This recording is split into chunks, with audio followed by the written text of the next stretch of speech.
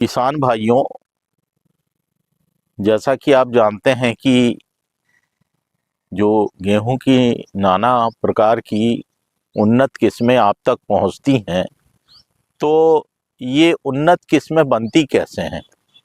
किसी भी शोध संस्थान में जहाँ पे रिसर्च एंड डेवलपमेंट का कार्यक्रम होता है, वहाँ पे शुरुआत से ही जो किस्मों के लिए जो एक प्रोग्राम बनाया जाता है,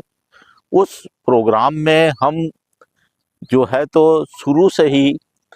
जो है हाइब्रिडाइजेशन का प्रोग्राम करते हैं, जिसको कि संकरण कहते हैं।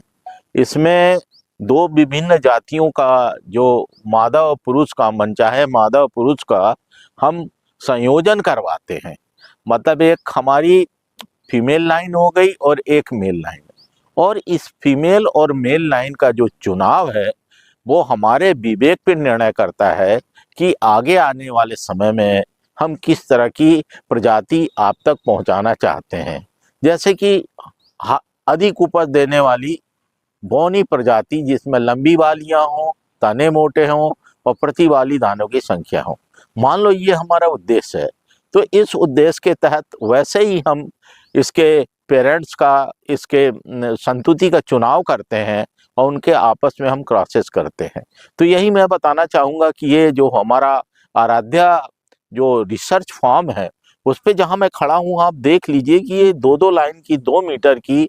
करीब करीब हमारे पास 50 लाइन लगी हुई है, जिसमें हमारी जो है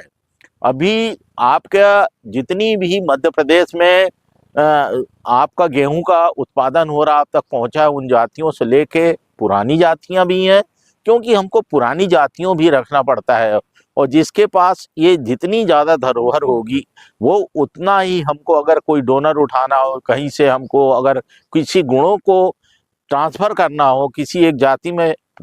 लाना हो, तो उसकी हमें ज़रूरत पड़ती है। तो इस तरीके से ये हमारा क्रॉसिंग प्रोग्राम का, ये हमारा लंबा, आप देख रहे हैं कि हमारा क्रॉसिंग ब्लॉक बना हुआ है। और ये क्रॉसिंग ब्लॉक में हमारा करीब करीब 2 या 3, मतलब 15-15 दिन के अंतर से हम लोग 3 बार इसकी मतलब बुआई करते हैं, जिससे हमको बराबर इसमें जो है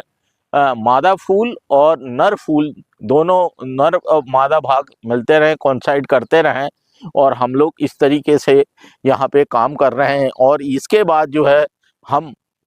अगली बार आपको बताएंगे कि इसी का जो हमने पिछले साल जो क्रॉसेस बनाए हुए हैं,